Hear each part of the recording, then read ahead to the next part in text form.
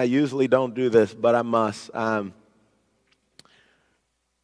There's a very special guest here today in my life. Well, there's multiple, but it is my dad's first time here at Mosaic, and my grandmother. She doesn't make many trips, but she made the trip today because she wanted to see her grandson preach.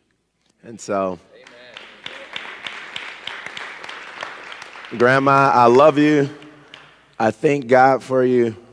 One of the reasons that I'm up here today is because of the faith of my grandmother and my grandfather. My grandfather was a deacon at New Mount Moriah Missionary Baptist Church in Highland Park, Michigan, which is a city inside of Detroit, Michigan. So it's funny when we were showing a video earlier of the redlining and things that happened in the 1930s through the 50s. My grandmother lived not a little more than a half mile from 8 Mile, where they would have put up a border.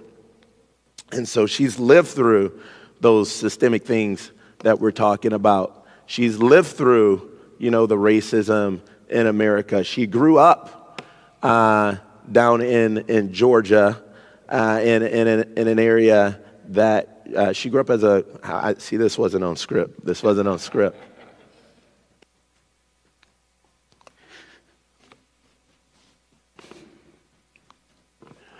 My grandmother grew up as a sharecropper.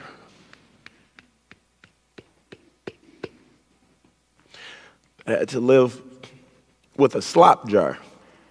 If you guys know what a slop jar is, as my grandmother tells me the story. You guys ever heard of don't have a pot to pee in? They had a jar that they had to use the bathroom in.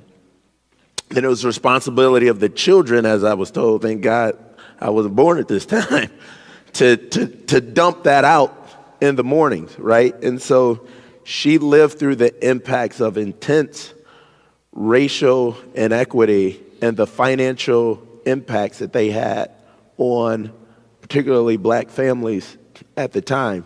And you would think somebody that grew up in that would grow up to hate people, to hate those that are around them, to hate this country, to hate everything about it. And even in the midst of that, my grandmother has always been loving and always put loving God first and modeling that for us. And so, again, one of the reasons I'm here today is the faith that she walked in. So, Grandma, I celebrate you. Amen. I'm grateful that you're here. Yeah.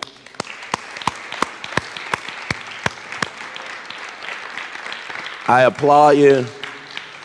And I tell you this, by the time I knew Grandma, she was no longer in a slop jar. I tell you that. She made it in some of the most intense Jim Crow times in America, which gives me the belief that I can make it at any time as well. And so what my grandmother and has produced in her children, her grandchildren, has been incredible.